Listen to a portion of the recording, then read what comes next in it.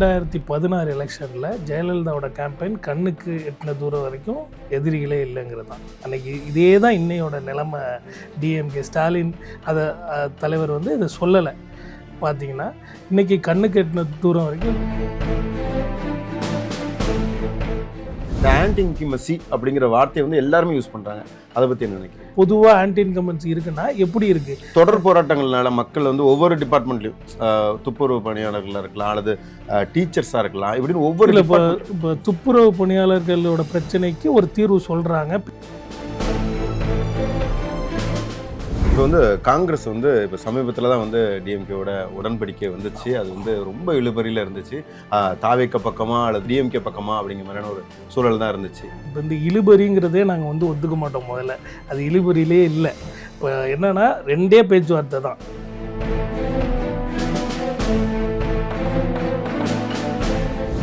தமிழ்நாட்டில் அதிகமாக போராட்டம் நடத்தினது காங்கிரஸ் கட்சி தான். இந்த 4 வருஷத்தில் நீங்கள் பார்த்தீங்கன்னா வாரத்துக்கு ஒரு போராட்டம் நாங்கள் நடத்தியிருக்கிறோம். யாருக்கு எதிராக?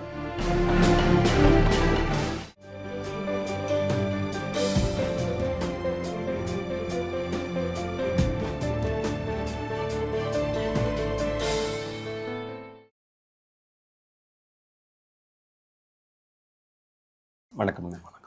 2026 எலெக்ஷன் வந்துட்டு சீக்கிரமே அனௌன்ஸ் பண்ண போகிறாங்க டேட்ஸு. எந்த நிலைமையில் இருக்குது இந்த எலெக்ஷன்? இது எல்லாரும் மக்களுக்கே தெரிஞ்சது தான். 160க்கு மேலே நம்ம வெற்றி கூட்டணி ஆட்சி பிடிக்கும். இங்கே டிஎம்கேவுடைய அரசியலுங்கிறது ஃபுல்லாகவே வந்து பிஜேபியை நோக்கி இருக்குது. இங்கே வந்து ஆப்போசிஷன் பார்ட்டியே இல்லை அப்படிங்கிற மாதிரியான ஒரு பின்பத்தை தான் வந்து அவங்க உருவாக்குறாங்க. ஆனாலும் அவங்களுக்குன்னு ஒரு கணிசமான ஓட் பேங்க் இருக்க தானே செய்யுது. இப்போது டிஎம்கே நல்ல ஸ்ட்ராங்காக இருந்தப்பயே 2016 எலெக்ஷனில் ஜெயலலிதாவோட கேம்பெயின் கண்ணுக்கு எட்டின தூரம் வரைக்கும் எதிரிகளே இல்லைங்கிறது தான். அன்றைக்கி இதே தான் இன்னையோட நிலைமை. டிஎம்கே ஸ்டாலின் அதை தலைவர் வந்து இதை சொல்லலை. பார்த்தீங்கன்னா இன்றைக்கி கண்ணுக்கு எட்டின தூரம் வரைக்கும் டிஎம்கேவுக்கு எதிரிகளே இல்லை. நம்ம வந்து இப்போது நாங்களே தான் பவுலர், நாங்களே தான் பேட்ஸ்மேன். அப்படி தான் இந்த கேம் வந்து இந்த எலெக்ஷன் வந்து இருக்க போகுது. அதாவது எதிர்த்து போட்டியிடுறதுக்கு வேணா வந்துட்டு சின்ன சின்ன கட்சிகளாக நீங்கள் வந்து தீர்மானிக்கலாம். ஆனால் மக்களாக ஒருத்தங்க வந்து ஒரு ஆன்டி இன்கம்பன்சி இருக்குன்னு எல்லாருமே சொல்கிறாங்களே. அதாவது பாரபட்சமே பார்க்காம இந்த ஆன்டி இன்கம்பன்சி அப்படிங்கிற வார்த்தையை வந்து எல்லாருமே யூஸ் பண்ணுறாங்க. அதை பற்றி என்ன நினைக்கிறீங்க? ஆன்டி இன்கம்பன்சி எந்த ஒரு அரசியல் கட்சி 5 வருஷம் ஆண்டாலும் சில பேர்கிட்ட அந்த ஆன்டி இன்கம்பன்சி இருக்கும். இப்போ நீங்கள் ஆன்டி இன்கம்பன்சின்னு சொல்கிறீங்களே, இது எதனால் வந்துச்சு? இப்போது அவங்க எதனால் வந்துச்சுங்கிறத நீங்கள் சொல்லணும். இப்போ ஜென்ரலாக வந்து பொதுவாக ஆன்டி இன்கம்பன்சி இருக்குன்னா எப்படி இருக்குது? தொடர் போராட்டங்கள்னால மக்கள் வந்து ஒவ்வொரு டிபார்ட்மெண்ட்லையும் துப்புரவு பணியாளர்களாக இருக்கலாம், அல்லது டீச்சர்ஸாக இருக்கலாம், இப்படின்னு ஒவ்வொரு இப்போ துப்புரவு பணியாளர்களோட பிரச்சனைக்கு ஒரு தீர்வு சொல்கிறாங்க. பேச்சுவார்த்தை நடந்துக்கிட்டு இருக்கு. டீச்சர்ஸ் ப்ராப்ளத்துக்கும் ஆல்ரெடி பென்ஷன்ஸ் அனௌன்ஸ் பண்ணிட்டாங்க. அது இப்போ கேஸ் போயிட்டுருக்கு. இப்போ வந்து எல்லாமே வந்து கொஞ்சம் கொஞ்சமாக தீர்வு பண்ணிக்கிட்டே இருக்கிறாங்க. அவங்க என்ன வந்து போன எலெக்ஷனில் என்ன வந்து மேனிஃபெஸ்டோ ரிலீஸ் பண்ணாங்களோ அதில் இருக்க 80% நிறைவேற்றிட்டாங்க. இப்போ நீங்கள் வந்து இப்போ லாஸ்ட் டைம் வந்து இப்போ போன மாதம் 5000 ரூபா போட்டது வந்து ஒரு கேம் சேஞ்சர். இந்த தமிழ்நாடு அரசியலில் யாருமே எதிர்பார்க்கல. இப்போ கூட்டணி கட்சிகள் நாங்களே வந்து இதை வந்து இப்படி ஒரு அனௌன்ஸ்மெண்ட் வரும்னு எங்களுக்கே தெரியாது. இந்த அனௌன்ஸ்மெண்ட்டு மக்கள் மத்தியில் ஒரு பெரிய புரட்சியை ஏற்படுத்தியிருக்கு. பெண்கள் அனைவரும் டிஎம்கே பக்கம் இருக்கிறாங்க. இது ஒன்லி நாட் ஃபார் மணி. அவங்களோட வாழ்வாதாரத்தை இப்போ ஒரு எதிர்கட்சி வந்து 2 மாதம் முடக்க போகிறாங்க. இந்த பணத்தை வந்து அவங்களுக்கான சின்ன செலவுகளை போய் ஒரு அரசியல் ரீதியாக முடக்கக்கூடாதுங்கிறத வந்து எப்படி பண்ணணுமோ அதை வந்து நம்ம முதல்வர் வந்து சூப்பராக எந்த அனௌன்ஸ்மெண்ட்டும் இல்லாமல் பணத்தை போட்டுட்டு அனௌன்ஸ் பண்ணுறாங்க. அது வந்து ஒரு மாபெரும் வெற்றி. இது வந்து இந்த மாதிரி சில திட்டங்கள் வந்து இப்போ லேப்டாப், மாணவர்களுக்கு லேப்டாப் கொடுத்தது, அடுத்தது வந்து தொழில் புரட்சி, பெரிய ஈவெண்ட் நடத்துனது, இது எல்லாமே வந்து ஆன்டி இன்கம்பன்சியை ஓவர் கம் பண்ணும். கண்டிப்பாக வந்து இந்த எலெக்ஷனில் ஆன்டி இன்கம்பன்சி ஒரு பெரிய ரோல் பண்ணாது. ஆனால் இருக்குங்கிறது உண்மைதான் இல்லையா? அதுக்கு ஒரு 5% 10% இருக்க வாய்ப்பு இருக்குது. அது இல்லைன்னு நம்ம எங்கேயுமே சொல்ல முடியாது. கண்டிப்பாக அது இருக்கும். அதை சார்ட் அவுட் பண்ண வேண்டியதும் நம்ம என்ன சொல்கிறது, கூட்டணி கட்சிகளும் அதுக்குண்டான இல்லை. அது இப்போ எலெக்ஷன் இப்போ கூட்டணி முடிவாகி கூட்டணி போகும்போது பிரச்சாரத்தில் பேசும்போது நம்ம பண்ணதை திருப்பி திருப்பி சொல்லும் போது இந்த ஆன்டி இன்கம்பன்சி குறையிறதுக்கு வாய்ப்பு இருக்குது. அதாவது வெற்றியை நிர்ணயிக்கிற இடத்துல அந்த ஆன்டி இன்கம்பன்சி இல்லை. இப்போ வந்து காங்கிரஸ் வந்து இப்போ சமீபத்தில் தான் வந்து டிஎம்கேவோட உடன்படிக்கை வந்துச்சு. அது வந்து ரொம்ப இழுபறியில் இருந்துச்சு. தாவேக்க பக்கமாக அல்லது டிஎம்கே பக்கமாக அப்படிங்கிற மாதிரியான ஒரு சூழல் தான் இருந்துச்சு. இது வந்து உண்மைக்குமே அப்படி ஒரு பிளான் இருந்துச்சா தாவேக்க பக்கம் போகல? இல்லை, அது இப்போ இந்த இழுபறிங்கிறதே நாங்கள் வந்து ஒத்துக்க மாட்டோம் முதல்ல. அது இழுபறியிலே இல்லை. இப்போ என்னென்னா 2 பேச்சுவார்த்தை தான். அவங்க அழைக்கிறாங்க, நம்ம வாட்டி போயிட்டு வரோம், 2வது வாட்டி சைன் பண்ணிட்டோம். இப்போ இதில் எதை வச்சு நீங்கள் இழுபறின்றீங்க, எத்தனை வாட்டி நாங்கள் போய் பேசினோம், எதுவுமே இல்லை. மீடியா வந்து இப்போ ஒரு பேட்டி வருதுன்னா அதை 4-5 செக்மெண்ட்டாக பிரித்து திருப்பி அவங்களுக்கு நியூஸ் இல்லாத அன்னைக்கெல்லாம் திருப்பி அதை போட்டுகிட்டே இருக்காங்க. இப்போ நாங்கள் பார்த்தோன்னா நாங்கள் வந்து அவங்க 5ஆம் தேதி கூப்பிட்டாங்க. இப்போ 27ஆம் தேதி நம்ம பேச போனோம். அடுத்து 2வது டாக்கில் நம்ம சைன் பண்ணிட்டோம்.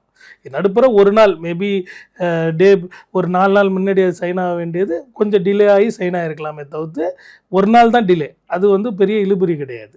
இப்போ டிவிகே சைடு போகிற மாதிரியே எந்த ஒரு அஃபீஷியலான ஸ்டேட்மெண்ட்டோ எந்த ஒரு அஃபீஷியல் அனௌன்ஸ்மெண்ட்டோ கிடையாது. நாங்கள் என்ன சொல்கிறோம், நம்ம மேலிட பொறுப்பாளர் கிரீஷ் ஜோடங்கர் என்ன சொன்னாருன்னா, அது அவர் சொன்னதை வந்து நம்ம தப்பாக புரிஞ்சு, அவர் ஒரே ஒரு வார்த்தை என்ன சொன்னார்னா, டிவிகேவும் ஒரு பெரிய கட்சி தான், வளர்ந்து வர கட்சி தாங்கிறது, பெரிய கட்சின்னு கூட அவர் சொல்லலை. சார் வளர்ந்து வர கட்சி தான், மக்கள்கிட்ட அதுக்கும் ஒரு இது இருக்குது அப்படிங்கிறத அவர் அனௌன்ஸ் பண்ணுறாரு. வேறு ஒன்றும் அவர் வந்து நான் கூட்டணி பேசுகிறேன், நான் டிஎம்கேட்டு பேசாமல் போகல அப்படிங்கிறது யாருமே சொல்லலையே. பட் அந்த கூட்டணி பேச்சுவார்த்தை இருக்கும்போது அதை சொல்லும்போது அதுக்கு ஏதோ அவங்களும் பெரிய கட்சி தான், அவங்களுக்கும் ஓட்டு இருக்கு, பார்த்துக்கங்க அப்படின்ற மாதிரி. அது வந்து எல்லாமே மக்கள் இன்டர்வியூஷன் தானே. நீங்கள் வந்து அது வந்து அதுக்கான அர்த்தம் அது கிடையாது. நாங்கள் வந்து என்றைக்குமே டிஎம்கேவோட பேச்சுவார்த்தை இல்லை, நாங்கள் ஒரு 10 நாளுக்கு முன்னாடி நாங்கள் பேச்சுவார்த்தையை நிறுத்திட்டு நாங்கள் டிவிகேவோட பேச போகிறோம் அப்படிங்கிற எந்த அனௌன்ஸ்மெண்ட்டும் கிடையாது. நாங்கள் டிஎம்கே என்னைக்கு அழைச்சாலும் நாங்கள் போய் பேச போகிறோம். பேசி கூட்டணி முடிவாகிற வரைக்குமோ, சீட்டு பேப்பரில் கையெழுத்து போடுற வரைக்குமோ மீடியாவில் நான் வந்து எந்த அனௌன்ஸ்மெண்ட்டும் கொடுக்க முடியாது. அது வந்து ஒரு நாகரிகமாக இருக்காது. அதனால தான் நாங்கள் வெயிட் பண்ணோமே தவிர்த்து மற்றபடி எங்கள் கூட்டணிக்குள்ளேயோ எந்த தலைவர் செல்வ பெருந்தகை பார்த்தீங்கன்னா எப்போதும் சொல்லிட்டாங்க, டிஎம்கேயோட தான் கூட்டணியில் எந்த மாறுபாடும் இல்லைன்னு. நாங்கள் இது வந்து இந்த எலெக்ஷன் இல்லை, கடந்த 3 எலெக்ஷனாக 4 எலெக்ஷனாக அவங்களோட ரொம்ப நாள் கூட்டணியில் இருக்கிறோம். இது வந்து ஒரு சித்தாந்த ரீதியான கூட்டணி, 2 பேருக்கும் ஒரே எதிரி. அதனால் நாங்கள் வந்து அதை நோக்கி தான் பயணம் பண்ணுறோமே தவிர்த்து இது வந்து எலெக்ஷனுக்காகவோ அரசியலுக்கான கூட்டணி இது இல்லை. எல்லா கட்சியுமே வந்து பார்த்தீங்கன்னா ஆப்போசிட் பார்ட்டியை வந்து இது வந்து என்ன அதில் உள்ள குறை நிறைகளை வந்து பேசி அதை வச்சு தான் பிரச்சாரம் பண்ணுவாங்க. நீங்கள் எதை வச்சு பிரச்சாரம் பண்ண போகிறீங்க? ஏன்னா எப்பொழுதுமே இப்போ உங்களோட சோஷியல் மீடியாவை நான் வந்து கோத்ரூ பண்ணும்போது வந்துட்டு ஃபுல் அண்ட் ஃபுல் வந்து பிஜேபியை பற்றின ஒரு பதிவுகளாக தான் இருக்கே தவிர இங்கே இருக்கிற என்ன அவங்களுடைய இங்கே செயல்பாடுகள் இருக்கு இல்லையா, அதை பற்றின எதுவுமே பெருசாக இல்லைங்கிற மாதிரியான. அதுதான் நான் சொன்னேன், எங்களுக்கு வந்து இப்போ எதிரிகளே கிடையாது. நாங்கள் ஆப்போசிட் பார்ட்டியோட இப்போ இதை சொல்லி பிரச்சாரம் பண்ணுற வேண்டிய தேவை இப்போதைக்கு இல்லை. எங்களோட சாதனைகளே நிறையா இருக்குது. நாங்களே வந்து ஃபஸ்ட் ரேங்க் வாங்குகிற பையன், நாங்கள் ஏன் செகண்ட் ரேங்க் வாங்குறவங்கள பற்றி பேசணும்? நாங்கள் பண்ண சாதனையை மக்கள்கிட்ட சொன்னாலே போதும். இந்த 5 வருஷத்தில் நாங்கள் பண்ண திட்டங்கள், கொண்டு வந்த ரோடு, சாலைகள், இது பள்ளி மாணவர்களுக்கு 1000 ரூபா பணம் ஊக்கத்தொகை கொடுத்தது, பெண்களோட 1000 ரூபா ஊக்கத்தொகை இருக்குது, இது மாதிரி எண்ணற்ற திட்டங்கள் இருக்குது. கல்லூரி மாணவர்களுக்கு லேப்டாப் கொடுத்தது, இதெல்லாம் இலவச திட்டம். இது இல்லாமல் வந்து கல்லூரி 134 கல்லூரி அரசு கலைக்கல்லூரிகள் இந்த 5 வருஷத்தில் திறந்துருக்கிறாங்க. இது எல்லாமே வந்து அரசோட சாதனைகள் தான். மருத்துவக் கல்லூரிகள் எக்ஸ்ட்ராவாக திறந்துருக்கிறாங்க. முதன்மை மருத்துவமனை நிறைய எக்யூப்மெண்ட்ஸ் வாங்கி கொடுத்துருக்காங்க. எல்லா துறையிலும் வளர்ச்சி நடந்துக்கிட்டு இருக்கு. இதுதான் நம்மளோட. அதான் இப்போ நீங்கள் விளம்பரமே பார்த்தீங்கன்னா, இப்போ எங்கள் கூட்டணியோட விளம்பரமோ இல்லை அரசோட விளம்பரமோ பார்த்தீங்கன்னா, அனைவருக்குமான வெற்றி, ஒன்றுபட்டு வளருவோம், இதுதான் எங்களோட எலெக்ஷன் அஜெண்டாவை நாங்கள் முன்னெடுத்து. விஜய் சார் வந்துட்டு பார்த்தீங்கன்னா முதலாக வந்து மொத்தமாக வந்து திமுக தான் வந்துட்டு எதிர்க்கிறாரு. இதை எப்படி பார்க்குறீங்க? அவருக்கு அரசியல் பண்ணணுன்னா அவர் வேறு எதை பற்றி பேச முடியும்? இப்போது அவருக்கு அவரோட சாதனைகள்னு ஒன்றும் கிடையாது. அவர் சினிமாலேருந்து புதுசாக வராரு. இங்கே தமிழ்நாட்டில் அரசியல் பண்ணணுன்னா டிஎம்கே எதிர்த்து தான் பண்ணணும். இப்போ நீங்கள் தமிழ்நாடு அரசியலை இப்போ எல்லாமே எடுத்து பார்த்தீங்கன்னா, ஒரு சைடு வந்து டிஎம்கே இருக்கும், இந்த சைடு ஆப்போசிட் ஆடுறவங்க தான் மாறிக்கிட்டே இருப்பாங்க. இப்போ இவர் இந்த களத்தில் ஆடணுன்னா எதிர்த்து விளையாட போகிற ஆள் டிஎம்கேவாக தான் இருக்கணும். இது வந்து வேறு வழி கிடையாது. அதனால் அவர் வந்து டிஎம்கே எதிர்க்கிறாரு. அவருக்கு வந்து பிஜேபி அவர் 2 விஷயம் சொல்கிறாரு. ஒன்று கொள்கை எதிரின்றாரு, ஒன்று அரசியல் எதிரின்றாரு. கொள்கை எதிரியை பற்றி எங்கேயுமே பேச மாட்டேன்றாரு. உங்கள் கொள்கையோட உங்களுக்கு அரசியல் தான் முக்கியமா? 2 அரசியலை பற்றி கொள்கையை பற்றி நீங்கள் எங்கேயாச்சும் கொள்கை எதிரியை பற்றி எதுவுமே பேச மாட்டேன்றீங்க. உங்கள் சென்சாரில் படத்தை வந்து தடை பண்ணிட்டாங்கங்கிறதுக்கும் ஸ்டாலின் நேற்று 4 நாள் முன்னாடி நடந்த தஞ்சாவூர் மீட்டிங்கில் என்ன பேசுகிறீங்க? ஸ்டாலின் வாழ்த்து வந்து ஒழுங்காக தெரிவிக்கலை, அதை வந்து வாழ்த்துங்க வன்மையாக கண்டிக்கலை, அவர் வந்து பட்டும் படாமல் கண்டிக்கிறாரு. மோடி அரசு என்ன பண்ணுதுங்கிறத சொல்லவே இல்லையே. அப்படின்னா நீங்கள் யாருக்கு எதிராக அரசியல் பண்ணுறீங்க? அவர் உடனே சொல்கிறார், தமிழ்நாட்டில் வந்து நான் டெல்லியை பற்றி பேச மாட்டேன்னு. தமிழ்நாடு இந்தியாவில் தானே இருக்குது. டெல்லியிலேருந்து நடக்கிற சிலோன் பிரச்சனையை பற்றி பேசுகிறார், ஸ்ரீலங்கா மீனவர்கள் பிரச்சனையை பற்றி நேற்று பேசுகிறாரு. ஆனால் அந்த பிரச்சனையை பற்றி பேசும்போது மத்திய அரசு இதுக்கு நடவடிக்கை எடுக்கலை, மத்திய அரசை நான் கண்டிக்கிறேங்கிற வார்த்தை இல்லை. நீங்கள் அப்போனா எதை நோக்கி அரசியல் பண்ணுறீங்க? உங்களோட நோக்கம் என்ன? எனக்கு தெரிஞ்சு விஜய் வந்து பாஜகவோட பி டீமாக கூட இருக்கலாம். நம்ம அதை உறுதிப்படாத தகவல். நான் என்ன சொல்கிறேன்னா, அவருக்கு வந்து அரசியல் இன்னைக்கு அரசியலுக்கும் ஓட்டு வங்கிக்காகவும் அவர் டிஎம்கே எதிர்த்து பேசிகிட்டு இருக்காரு. பிஜேபி வந்து ஒரு திட்டத்தை செயல்படுத்த முன் வருதுன்னா அதுக்குண்டான எதிர்ப்பு வந்து உங்ககிட்ட இருந்து தான் அதிகமாக இருக்கணும். ஏன்னா நீங்கள் வந்து நாட் ஓன்லி இன் தமிழ்நாடு, நீங்கள் வந்து ஆல் ஓவர் இந்தியா நீங்கள் தான் வந்து முதன்மையான கட்சியாக இருந்தவங்க. அப்படி இருக்கும்போது அந்த எதிர்ப்பலைங்கிறது எதிர்வினைங்கிறது ரொம்ப கம்மியாக இருக்கும். இல்லை, இது நீங்கள் வந்து மீடியா சப்போர்ட் எங்களுக்கு இல்லை, அதுதான் சொல்லணும். தமிழ்நாட்டில் அதிகமாக போராட்டம் நடத்துனது காங்கிரஸ் கட்சி தான். இந்த 4 வருஷத்தில் நீங்கள் பார்த்தீங்கன்னா வாரத்துக்கு ஒரு போராட்டம் நாங்கள் நடத்தியிருக்கிறோம். யாருக்கு எதிராக? பிஜேபி அரசுக்கு எதிராக. மக்களுக்காக. யாருக்கு எதிராக? மக்கள் பிரச்சனை என்ன பிரச்சனை இருக்கோ அந்த பிரச்சனைக்காக நாங்கள் போராட்டம் நடத்தியிருக்கோம். இந்த ஒரு போராட்டம் நீ மீடியா வெளிச்சம் எந்த அளவுக்கு இருக்குங்கிறது தான் இங்கே விஷயம். நாங்கள் நடத்துகிற போராட்டம் மக்களிடம் சென்றடையாமல் தடுக்கப்படுகிறது. அது பிஜேபி எல்லாம் சேர்ந்து இது பண்ணுறாங்க. இது வந்து நம்ம இதை பற்றி ஏன்னா மக்களுக்காக போராடவே இல்லைன்னா எல்லா பிரச்சனைக்கும் காங்கிரஸ் போராடி இருக்கு. இது 100 நாள் வேலை திட்டத்துக்கு நாங்கள் நடத்துகிற மாதிரி போராட்டம் வேறு யாருமே நடத்தலை. தமிழ்நாட்டில் நாங்கள் மட்டும்தான் நடத்தணும். இந்த போராட்டம் எந்த அளவுக்கு நீங்கள் மீடியாவில் இது காமிச்சிங்க? யாருமே காமிக்கல. அதுதான் இங்கே வந்து புறக்கணிக்கப்படுகிறது காங்கிரஸ். இப்போ வந்துட்டு நீங்கள் சொல்கிறது கரெக்ட். ஆக்சுவலாக நிறைய போராட்டம், ஆனால் அது மக்களை போய் சேரணும்ல. இப்போ நீங்கள் போராட்டம் பண்ணுறீங்க, எஸ் கரெக்ட். நீங்கள் வந்து ஒரு 100-150 போராட்டம் பண்ணியிருப்பீங்க, எஸ் கரெக்ட். ஆனால் அந்த 150 போராட்டம் வந்துட்டு ஒரு மேல்நிலை அல்லது காங்கிரஸ்காரங்களுக்கு மட்டுமே தெரிகிற லெவலுக்கான ஒரு போராட்டமாக தான் இருக்கும். அதுதான், அது திட்டமிட்டு மறைக்கப்படுகிறதுன்ற நான் அதை கொண்டு போய் சேர்க்க வேண்டியது நம்ம கடமை தானே. அதுக்காக தான் நம்ம வந்து இப்போ உழைச்சிக்கிட்டு இருக்கோம். இப்போ சோசியல் மீடியாவை நாங்கள் வந்து இன்னும் இப்போ பார்த்தீங்கன்னா சமீப காலமாக சோசியல் மீடியா வந்து நல்ல இயங்க ஆரம்பிச்சிருக்குது. சோசியல் மீடியாவை நம்பி தான் நம்ம போகிறோம். மீடியாவை வந்து எங்களால் அதை நம்ப முடியல. மீடியா வந்து ஒரு சோசியல் மீடியா மக்களுக்கான ஒரு தொடர்பு சாதனமாக காங்கிரஸ் இப்போ கருத போகுது. இப்போ வந்து நீங்களே சொல்கிறீங்க சோஷியல் மீடியா, ஆனால் நீங்கள் ரேண்டமாக இப்போது யாரோட ஃபோன் எடுத்து பார்த்தாலுமே சரி, ஒன்று வந்து டிஎம்கே, அதுக்கப்புறம் ஏடிஎம்கே, டிவிகே, அடுத்தது பிஜேபி, அப்புறம் என்டிகே, இப்படின்னு வந்துட்டு காங்கிரஸ் ரொம்ப லீஸ்டான லெவல் ஆஃப் சோஷியல் மீடியா ஆக்டிவாக தான் இருக்குது. இல்லை, இதுவே வந்து ஒரு தவறான தகவல் தான் நான் சொல்லுவேன். இப்போது நீங்கள் வந்து காங்கிரஸ் எதில் லீஸ்ட்டாக இருக்குன்னா, இப்போ காங்கிரஸோட அஃபிஷியல் பேஜ் எடுத்துக்கிட்டிங்கன்னா இன்ஸ்டாகிராமில் நாங்கள் தான் 2வது இருக்கோம். இப்போ இளைஞர்கள் அதிகமாக இன்ஸ்டாகிராம் யூஸ் பண்ணுறது இளைஞர்கள். நான் திருப்பி சொல்லுறேன், நான் பதிவு போடுறதில்ல. இப்போ நான் ஒரு ஆக்டிவிஸ்டாக இருக்கிறேன்னா நான் ஒரு நாளைக்கு 100 விதங்களை நான் என்னோட எதிர்ப்பை தெரிவிக்கிறேன். 100 விஷயங்களை நான் வந்து முறையிடுறேன், நான் சொல்கிறேன், குறைகளை சுட்டி காட்டுறேன்னா அதை ஃபாலோ பண்ணலங்கிறது எனக்கு பிரச்சனை இல்லை. அதை ஷேர் பண்ணுற ஆட்கள் கம்மியாக இருக்கிறது எனக்கு பிரச்சனை இல்லை. ஆனால் நான் பேசிக்கிட்டே இருக்கிறேங்கிறது ஒன்று இருக்குல்ல. இப்போ நான் இன்னைக்கு காலையில் வரைக்கும் உங்கள் போஸ்ட் பார்க்கும்போது ரொம்ப நம்பர் ஆஃப் போஸ்ட் ரொம்ப கம்மியாக இருக்கு. ஆனால் நீங்கள் அதே நேரம், ஏன்னா இப்போ நம்ம வந்து கரண்ட்டாக இப்போ எலெக்ஷன் வரப்போகுது, என்ன இன்னும் 1 மாசத்துல எலெக்ஷன் இருக்கு, அப்படிங்கிற சூழல்லையுமே இது ரொம்ப கம்மியாக இருக்குங்க. ஆக்டிவ் கம்மியாக இல்லை, பெய்டு வெர்ஷனுக்கும் ஒரிஜினல் வெர்ஷனுக்கும் இருக்க டிஃப்ரென்ஸ் தான் இது. இப்போ நீங்கள் வந்து பார்த்தீங்கன்னா ஒரு சாதாரண மனிதன் எப்படி வந்து சோஷியல் மீடியாவை உபயோகிப்பானோ அது மாதிரி தான் காங்கிரஸ் உபயோகிச்சுட்ருக்கு. நாங்கள் பெரிய செட்டப் ஐடி விங் வச்சில்ல, நாங்கள் பெரிய வார் ரூம் நடத்தலை, ஒரு 500 எடிட்டர் 1000 எடிட்டரை ஒரு ரூமில் போட்டு நாங்கள் கண்டென்ட் கிரியேட் பண்ணல.